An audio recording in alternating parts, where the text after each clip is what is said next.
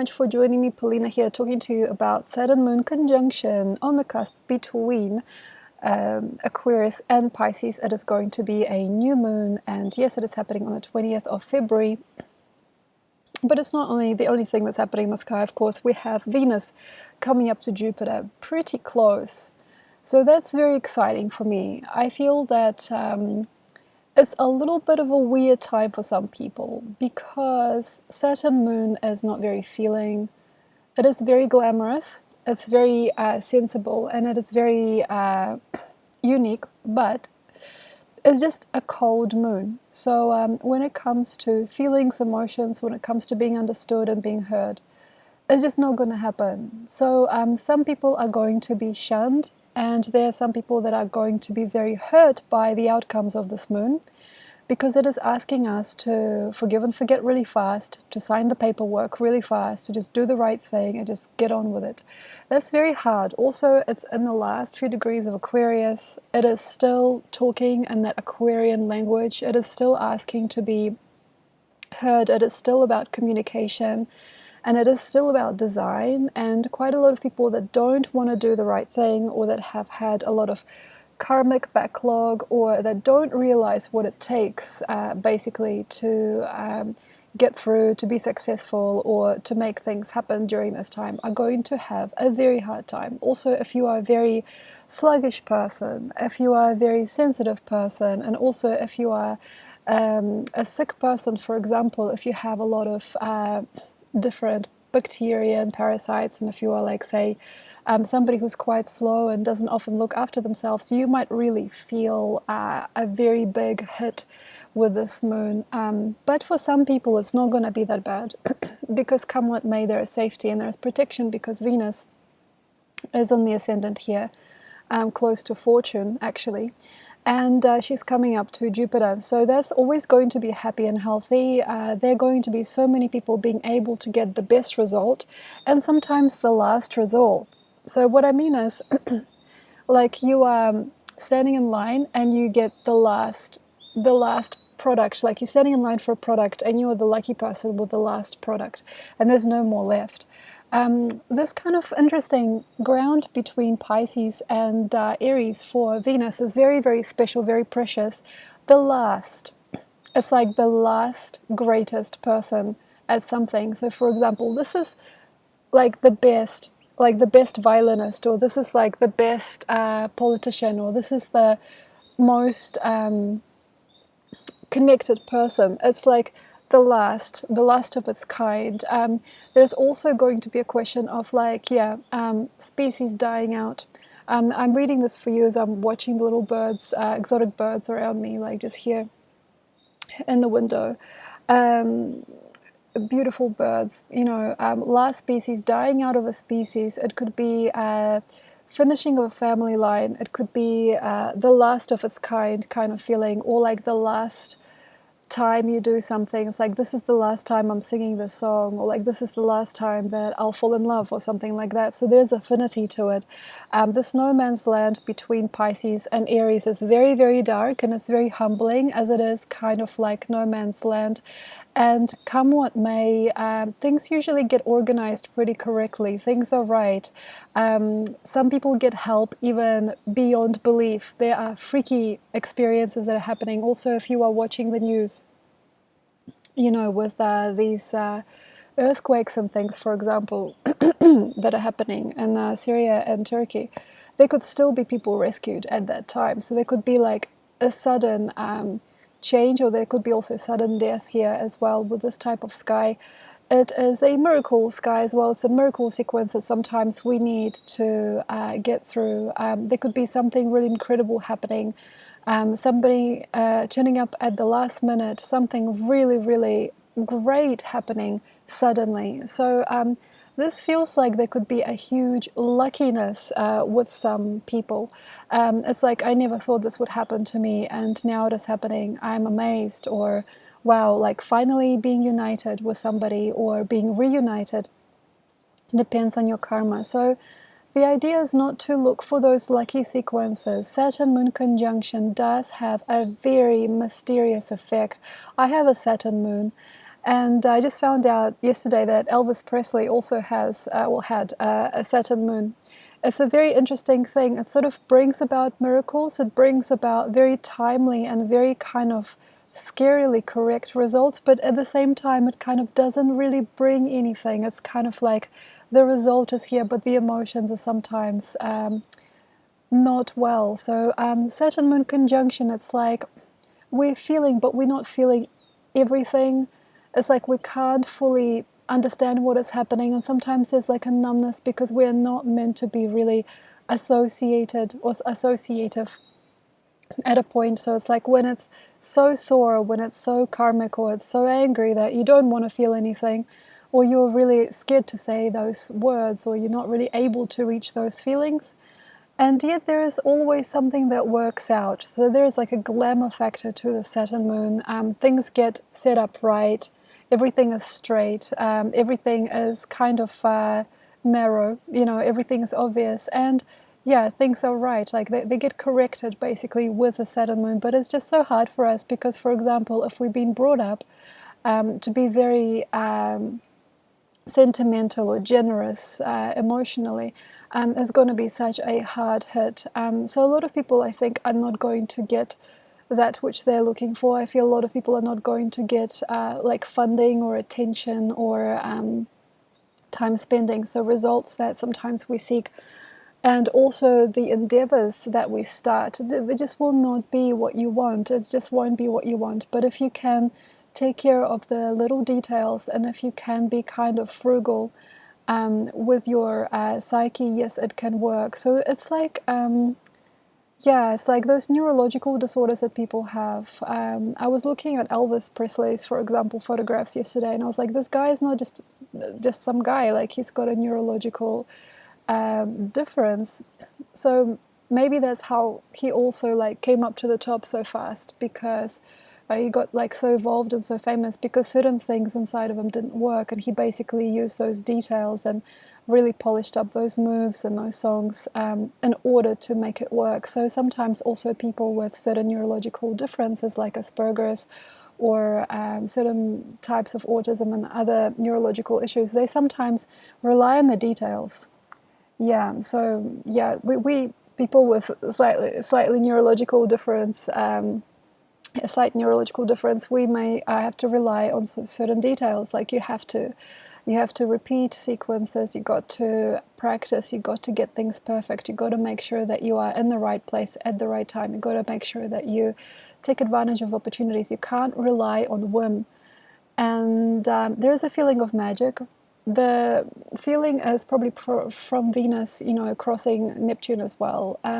There is a feeling of like this Neptunian madness as well. It's like, I want miracles to happen. I want the most divine outcome. I want the best of the best. I want like this special place in my heart to be awakened and enlightened.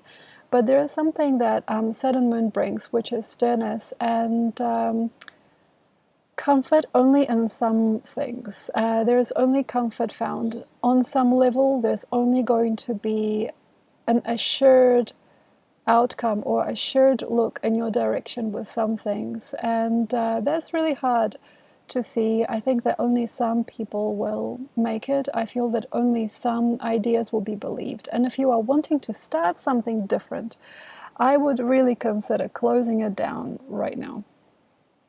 You know, so if you're like, oh, I'm going to do this amazing thing, okay, Saturn next to Moon, not always, but for most people, it's going to be a hard yard, and it might be a big question mark that you have at the end of your commitment. So for example, if you now want to be a part of something, if you're very free and young and you want to start like a whole new thing, I just had somebody come to me with that question yesterday, like wanting to like buy land or like start a new job. It's going to be hard. Saturn Moon conjunction is just hard. There is hardship, there is hardness to it, there is hardness to us all. People are going to be not necessarily judgmental, but standing in your way instead of opening doors for you. If you're really wanting to get together with somebody, if you really want to make that next thing happen. I would not suggest doing anything different, and I definitely wouldn't suggest running away from your previous commitments. But some people just have nothing but green light, even to the point where it's just obvious. It's like, got fired from this job. Okay, got a place in this other job. Everybody's standing in my way, opening doors for me to go through into this next stage of my life. Sometimes it's very obvious and it's very kind of like corporate, corporate or commercial, but we don't want it to be like the quintessential part of our lives. So corporate, commercial, heavy machinery is very good here, and some people can be part of some very strong cultural changes. This is about, like, say, buying a business. This is about making the next part of your life like this big, robust, clunky, and difficult thing. There are some people that really strive under pressure and they love it. They're like, wow, I had to commit my whole life to this. I don't think that is a good way to be. And also, I know that there are parts of society and then specific individuals that really love that feeling of having to go through some crazy ass stuff to be able to survive a certain experience, like to be able to be in a certain situation, to be able to force one's way through a certain job or to make it in a certain industry. My gosh, if you're thinking about starting something now, my gosh, this is like by the skin of your teeth. There are some people that are able to do it. There are people that are able to do it. They've been pretty well set up. It's like their family money, something has come in, some inheritance, and they have nothing better to be right now than to be in the struggle. So like people can inherit something and spend it very fast and put it into just some very dubious, crazy, dark even, or uncomfortable venture. It's like investing their soul in something that they shouldn't invest it into. So I feel for you. Sometimes people are like, but come on, this is my chance. Like the prices are really low right now. Like if there was a time to buy or if there was a time to build, it would be today. By the skin of your teeth. So what I mean is, it's hard. It's healthy also. Yeah, some people love a struggle. Once again, there are some demographics that were raised to love a struggle and they love having a hard time. Okay, I'm not one of those people now, but I was definitely raised and told to enjoy struggle. And that's not something that I'm basically doing now. But that took like a good 30 years, almost 40 years to get out of my system.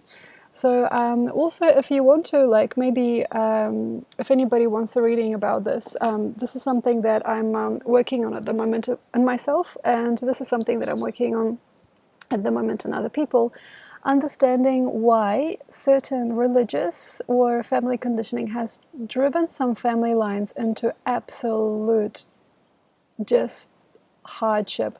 There are some people that have constantly repeated very scary, I suppose, mantras or very difficult to understand affirmations that have burdened them, you know, like these different religious dogmas and these different ideals about what life is, you know, and it's just about like hard work, sweat, it's about being sinners, you know, all of this stuff. So basically I'm working with some friends of mine, with some clients, on solving these hard ships and trying to work out of these energetic or religious or spiritual dialects that trap people in just a crappy life.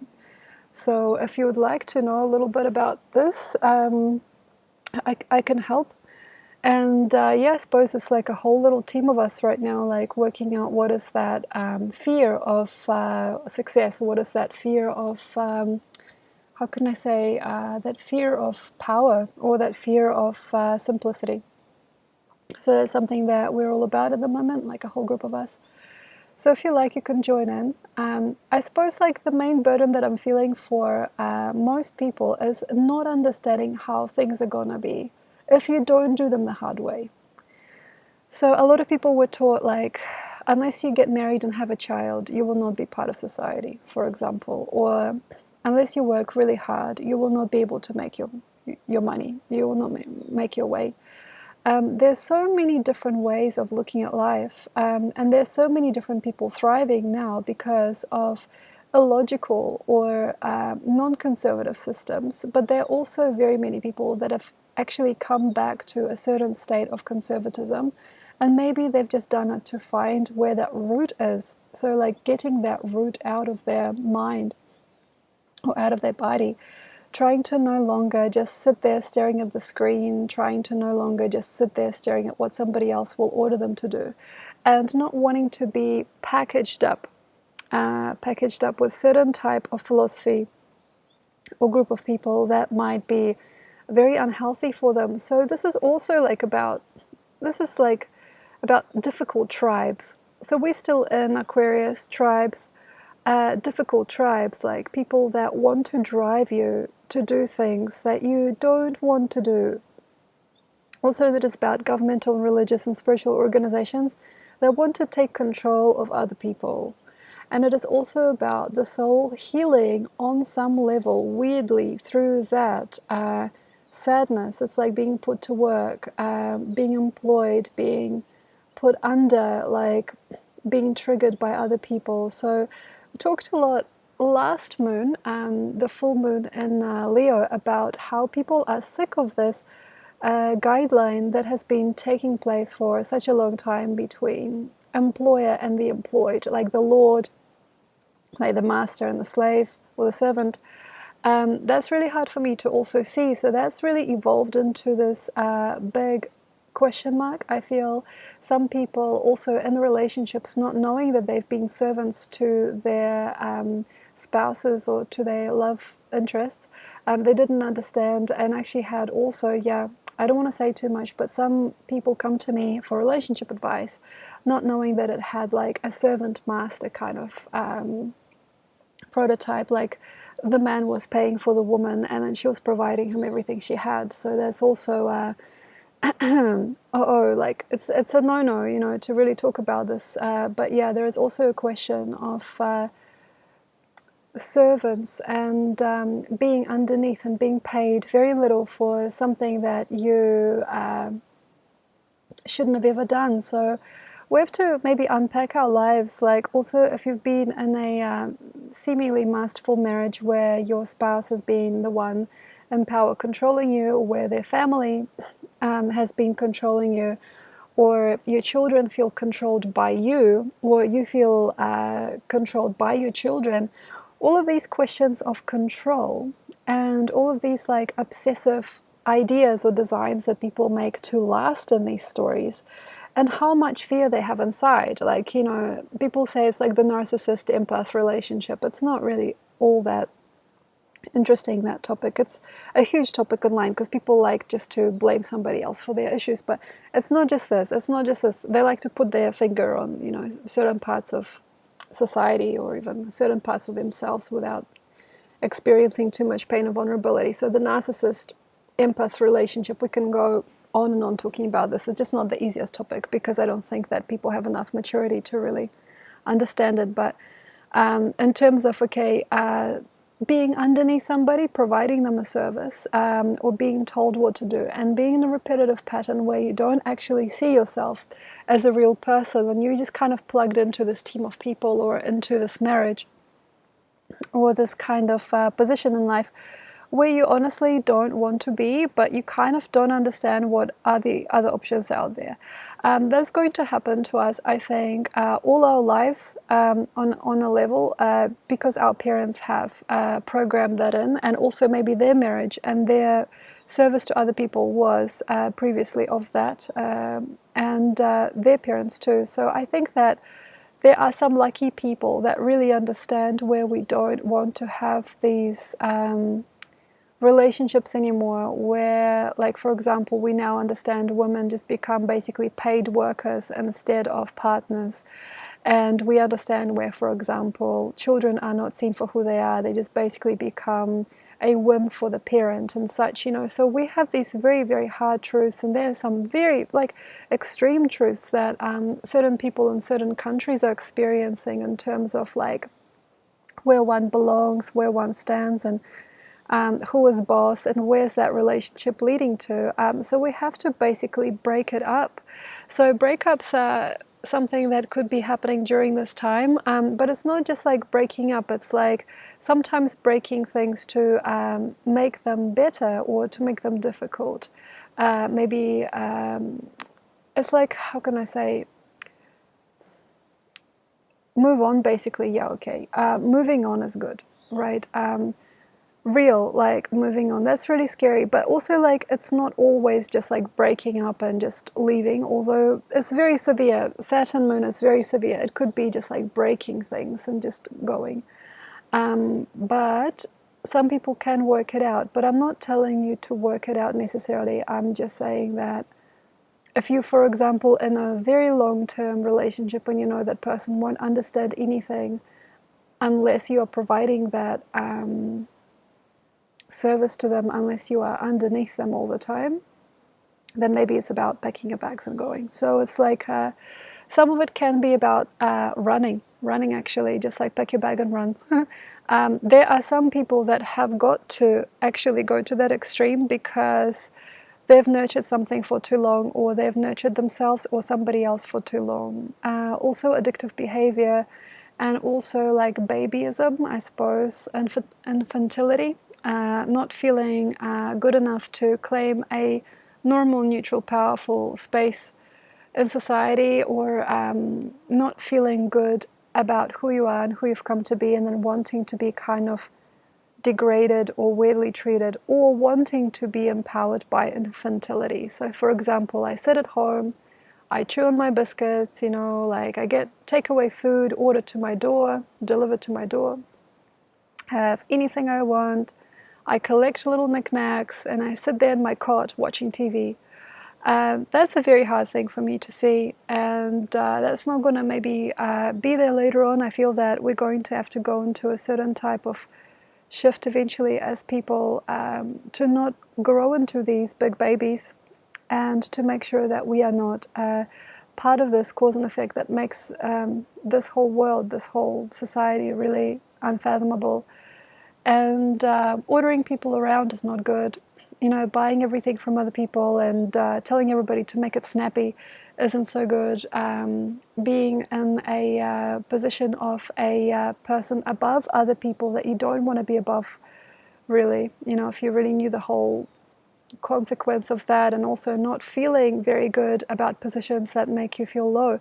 So basically, a lot of this is just about equality and equal thinking and feeling patterns. I feel that we sometimes don't have a choice but to sober up and to feel strong about how things are as a group. Yeah, as a group. That's not easy for some people. You know, for example, being a foreigner in a group of people that don't respect your views or your conditioning is hard. Being a person from another place, another part of the world, and probably like a racist society or a judgmental society, it's not very easy. So not everybody gets to feel it. But for those of us that are proud and sentimental and neutral enough, there's probably going to be quite a lot of people, quite a lot of jobs and friends, and, you know, neutral sort of, how can I say, normal spaces to be, very relaxed spaces to be, because Saturn moon is a relaxed. It's not actually that angry, it's not that jittery. It should not be jittery, it's very still. It's a very sincere moon, it's truth bound. That's why, yeah. And I suppose in some people's cases there's going to be quite a lot of work to be done to be able to live in these communities and collectives. I feel that nothing is for free at the moment. It's not just about like, oh yeah, I fit in, this is great. It's like asking for you to comply or provide something. I feel that most of us will be dubbed under somebody else, or will have to communicate with people on a certain level that they're comfortable with. There is a conformity, a conformist energy in the air, and I think some people are going to be fine with that. You know, so if we are neutralizing all of those highs and lows, we get that neutral. But it is a compromise. And then, yeah, also incredible amazing things can happen if we can all come to a nice place of neutrality. But then here's the thing, what about the individual? What about like how you actually feel and what you actually know? And that's where Saturn Moon says, well, okay, if you really want to be yourself, you've got to be outside of the group, or you've got to be outside of what we're doing, because we can't have you in the center of the group. We can't have you part of these commitments if you are not mature enough in a way, or if you are not stable enough to keep pace with other people.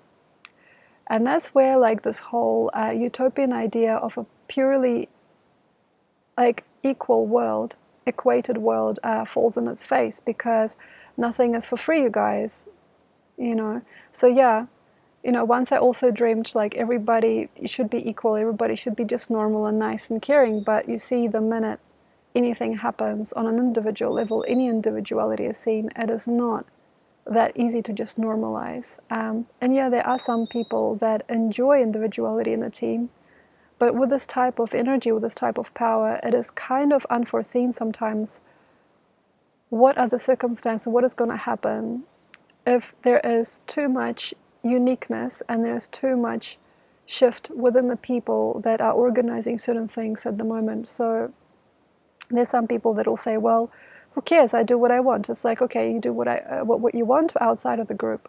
That's really scary. So there's like quite a big damaging part to this particular time. It is not all about keeping things under wraps. It's not all about keeping things together. It's not just about fitting in and fulfilling a certain kind of corporate dream or fulfilling a certain unified like cultural dream. It's more than that. I feel it's actually about wanting things to work out and having a peaceful way of life. I feel that there are certain people really denying themselves that peace, although, and I feel they're wanting something else. So this is like chaos versus harmony, but it's not just that. This is not just chaos. It's not just about being a chaotic person. It's actually about having your say. It's about having your soul. It's about having your uniqueness and individuality. But then there is this private kind of perfect space that kind of won't handle it, won't take it if you are actually your own. So that's really interesting. So people becoming kind of glamorized objects as well if they fulfill the purpose of the group, if they are representing a certain group. So like, for example, it took me ages to recognize that sometimes we see people on TV, you know, like celebrities as real quantum individuals, but they're actually sponsored and they're paid by people that want those stories and those journeys to be heard. They're not just people that can say what they want. It's very rare that a celebrity has their own say. Actually, it's not just about that. It's about being of purpose to a greater storyline. So there's quite a big corporate cycle behind most celebrities, especially today. And it's not naive. It's not just like a, wow, this is a fun person. It's just like, wow, making this art. It's usually like that. Well, you know, but it can't be now. So there's going to be, for example, yeah, like quite a lot of talk about certain people. There's going to be quite a big relevance given to some people during these types of moons, types of energies, but there's going to be a big cause and effect behind that person. So that person can't be an individual. They're not an individual. So a lot of these celebrities and stars you see on TV, they aren't. They aren't. And you guys talking about them like as if they would care. It's like, oh my God, Beyonce this and Rihanna that. It's like, well, actually, like in actual fact, these are corporate toys, and they've been made this way for a reason. And yes, there's lots of gossip, and magazines keep them sort of fresh and human, but we don't know what their life is like. So I suppose the face that you see in front of you is something that you have to not treat lightly these days. I mean, Aquarius energy is like live and let live, and let's have fun, and let's be friends, and whatever. Like, it's not just let's be friends. In the face, there are ancestors. In the face, there is also dogma, maybe. Within a person, there is, you know, lots of things like consider their human right, you know, also human right to experience their ancestors' tribes and traditions, spirituality, religion, and also energetic control. Like any face that you see is energetically controlling, like because we are taught to emphasize with the face more than we are taught to emphasize with, for example, the birds in the sky or the trees outside. And that's basically where I'm looking to now. So as I'm aging, you know, as I'm getting older, I'm understanding that it's not of worth looking for narratives and looking for people to buy and sell ideas with. And unfortunately, nobody wants to know that at the moment. I'm feeling that most people that I know are just like looking for a face to mean something to them. So looking for meaning inside a face or inside a voice or inside a certain temperature that like a body or like an individual sort of like provides. The idea is that this is not actually the biggest or the best part of life. So coming out of barter and coming out of being naive and looking for mommy or daddy inside anybody that you see, and walking out of these baby daddy roles as well, like wanting to be a powerful figure over the top of someone else, or wanting to be small and kind, you know, with somebody. All of these little, I suppose, mother, father, daughter, son role schemes aren't going to work, you guys. It's ugly, it doesn't suit us. So people looking for positions in society that elevate them or that lower them as a child or a parent, or they want to be with other people based on these human narratives, it's just all got to go, because it doesn't make any sense. People are still playing games with one another, looking for meanings where they can't be meanings. But I do understand that a lot of people would frown on me, but I actually think that the younger generations would actually understand what I'm talking about, because I think they got there already. It's like not taking anything lightly or personally. It's just basically about having your own inner neutrality. So you're basically not going out there asking for help of anybody. You're not going to demonstrations. You're not trying so hard to push other people. It's just about surfacing this energy within yourself. Is just about readdressing who you are inside yourself and finding your own center point as to what God is to you, basically, and what is your faith to you. You know, and then eventually starting over from that inner state of neutrality, instead of asking other people to offer you guidance or help or play mom or dad with you, or, you know, be your son or daughter. You know, it's not actually about the social narrative anymore, as we're going through some very extreme experiences here, like on this planet. There are just some really crazy things happening during this type of year. We don't want to rely also on the governments to tell us the truth. We don't want to rely on religion to give us everything for a life well done. And we want to kind of make it more an inner choice. And that's where nature comes in. That's where plants come in. This is where people's lives aren't about other people's joys anymore and other people's jobs. They're more kind of about the innocence of really living your own life and having your own inner spirituality, while also kind of being okay with everything and everybody. So this is like where you're kind of okay with everything and all of it, like within yourself. And basically this is your only job in this lifetime, in a way, is just to be an okay person just for yourself and to be happy and to live a good life within yourself. So it's not just this, it's just about being a certain type, like it's just about having a certain type of assertiveness and assuredness in yourself, and not counting on the external factors like what your parents think or what your government says. So this is more about the youngest generations that probably would ever have access to my videos. It's not a good choice to look at astrology videos for very young people, but you know, that's actually what their culture is coming to. And if you notice what this recent generation has been doing, what they've done with their thought process and with their, it's very alkaline. The whole culture is very alkaline. It's very beautiful. With the whole association to, like, say, digital technology, everything. It's like the sky is the limit, yeah? And then on the other hand, there is like an incredible amount of humbleness and neutrality that one needs to generate in order to basically walk through life and not to be scattered by other people's dreams. No, so that's very kind of, I suppose, emotional or egoic to say, this cusp of with Pisces, it's very, very difficult. It's a very, very hard time to actually be alive for quite a lot of people. It's a very, very severe time that we're going forward into and what we are coming out from. So not everybody is just going to, like, say, have their say and have fun and drink their smoothie and go out and enjoy their time. We're going through quite a severe change in global history. And with that now is going to be like a big question mark as to what that means to you, what you would like to do, and maybe how you would like to participate one day. So maybe this is not for everybody. Maybe this is only for the visionaries. What can you do for the greater worth of everyday life? What can you do for life? What can you do for other people? How can you not necessarily give, how can you form your natural experience so that you are no longer, say, for example, participating in negative patterns?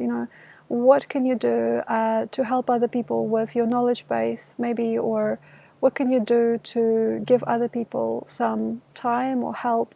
And it's not just about like being a Mother Teresa and doing it for like some religious cause. It's not about that, although for some people it will be as basic as that. It's actually about just being a neutral person and then using that state of neutrality to naturally be able to afford a graceful life that eventually kind of gives that grace to other people, so you're not plugged in anymore, so you're not like part of this institutionalized or like emotional or ravenous experience. It's not like, oh, I need help, so who can I help? So that is very scary. It's about like living your life by default in a way that is peaceful. For example, we're living on a land where there's lots of bees.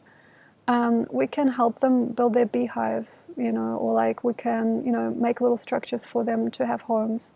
Not necessarily to cultivate honey, but just to help them. Like, for example, if there are certain plants growing here, we can prop them up, and make sure that they grow well. We can give compost to like the trees and other things that we can do, because it's just part of the day. It's like a normal neutral day, so it's not about the hero anymore. If you really want to break into that next level experience opportunity, it's not actually necessarily about the individual. On a higher level of life, it's just about a normal certainty that eventually makes a hero. So what made you a hero before was to stick out and go up there and do that big thing and die in the bullet fire and and be like a crazy person and then have like some kind of monument erected for you. That was what the hero was, even back in the Roman era, in the Roman Empire.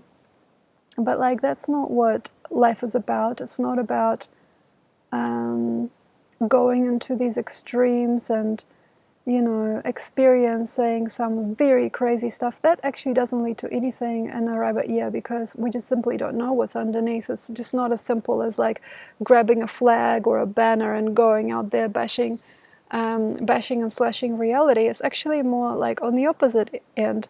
Being a hero means being a simple person that has worked out a life of peace, and that is simple enough to follow naturally and organically, and that is trying to help, not trying, like that is just basically naturally thinking of evolving other beings, and they don't necessarily have to be people. That's the thing. So sometimes having a prayer circle or lighting a candle or even thinking of your ancestors or thanking God, it doesn't have to be that. Pisces is not just a religious sign. It can also be very abstract, like, for example, singing in the rain or sitting alone and just expressing peace with your body. That's not something that we get taught to marvel or be interested in. But that's it, like basically what sometimes makes a hero or a very simply made and simply versatile person is just them knowing the truth of life. And it's not just about the face and what it says. It's not just about people and their talking mouths, it's actually more about the connection of life itself. So this is understanding cells. This is like about being educated, understanding how the body works, understanding what are the different processes inside of the body. I feel this is about understanding biology, understanding the trees and the shrubs and things that like live inside the earth. It isn't about looking good in front of people and looking at people to fulfill a certain role. It's not about a person being a responsible agent over your life. It's not about a visible face or like somebody's identity or personality being the perpetrator or being the perfect person. That's all so ugly. It's so ugly, you know, like the only thing basically that's really left is just you know, it's just more like war and famine, because it's all just about other people. Like, there, look at these people, look at these, like, I don't know, these Muslims or these Christians, or look at this face, or look at that. It's all about like Buddha and Allah and all of those different representations of a human, basically, still. But like, why don't you just stop, you know, looking there? Because you won't find anything. You won't find yourself there. That's not who you are. That's actually not like the magic of what it is to be here. The greatest presence, I feel, is within the different types of beings and nature itself. And we won't get it. We won't get it. Won't get it. Just won't get it unless you understand that life is beyond the human. And it's not just about someone's face or somebody's glamorous dress or somebody's behind, or like, you know, how somebody looks to you and like what tag or label or like how much, you know. It's not like anything of that. Is just absolutely thoughtless during this time. If you really wanted to, you could just like go directly to like nature, like sit by a creek, listen to it. And yeah, there is boredom, and that's the sadness inside of you. If there is organ damage, if there are issues, because we all don't know how to live here, basically. We're all eating incompatible foods and having incompatible lives with nature itself, and then like, oh, but I get bored, but I get so tired, or I get so crazy. It's like, yeah, well, that's it. And then like, where does it lead you? That leads you back to you. Like, you know, uncovering the things in your body and discovering what you could have done better all these years. And it's not about like saying that thing or being that person. It's just about knowing how your body works, which is basically what Chiron Jupiter is about. Okay, and Aries, obviously, Aries the body, Jupiter knowledge, Chiron, you know, the wounded healer. So if you really, really want to get a quantum change during this time, and if you really want to experience more, and later on with time not experience like the perils of aging and the perils of like feeling left behind or feeling all of that, like just get that karmic element out of your life, all of these people's bodies, their faces, their ideas, all of this, and just like try to get together with yourself, and maybe through nature itself try to heal your soul, because that's going to change you more than chatting to somebody ever will. But if you really do need somebody to adjudicate you, okay, if you need somebody to provide for you, if you do need somebody to, I don't know, notice you, if you still don't know what is the life beyond that, then yes, there are people. You know, there's people like me, there's people like, I don't know, like Nadia Shah, there is, who else is that, like, I don't know, Kepacha Lescha. There's lots of different people that can steer you with their mind, or, you know, with their body, and they can, in a way, sort of possess you with their presence or energy to help you work your way out. But that's not the only way, you guys. I think some of us really just need a break, which is what Saturn Moon is about.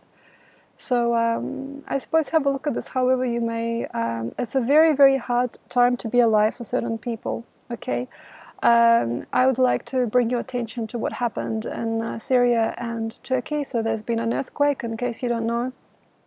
And at the moment, yeah, the body count is near 40,000 people. If you can imagine what 40,000 people are, that's a lot of people. So if you can imagine what a war is, you know, so like that's happening, for example, in the Ukraine. Okay, there are lots of people dying. There's people, you know, also coming back in body bags to Russia, you know, having to fight a war that they didn't even know wasn't real, you know. So that's it, you know. We have to be very careful here. I mean, these are very intense energies, there's very intense momentums. I feel it's very hard to imagine what is going on right now. So I don't want to bother you with this, because I know that some people don't, how could I say, don't psychologically feel good about just even imagining what is going on right now in the world. And there's so much more as well that we don't know about. We have absolutely no idea what is happening in certain countries in the world. Like, say, what's happening in China. They had a huge pandemic breakout recently. Like, all of this stuff, we don't know, and we don't want to know. So the thing basically here is to become not very maybe necessarily knowing or feeling. It's not about like really like having a huge cry for the world, because some people won't be able to do that. I mean, I know that it's been hard for me, like doing that. You know, it's hard for me. It's hard for us who actually know what is going on. It's really, really hard. But if you want, just imagine, like, say, if your greatest truth right now is, should I wear this pair of jeans or this pair of jeans to the party tonight? If that's your biggest question mark, imagine what is going on in some people's lives and some of their lifetimes. And it's not about what is going to happen to you. It's not necessarily about that. It's just about having poise and feeling it. It's like about respect, basically, for life, and also for the human civilization, perhaps, and also for the planet. You know, just understanding what is going on in the world right now and having a sober view of things is important, I feel. So that brings my reading to an end. Thank you so much for being here. And yes, it's important to discuss these difficult topics that are happening in the world today. It's important, and not turn a blind eye on that. So thank you so much. Enjoy your moon, and I'll see you next time. Bye.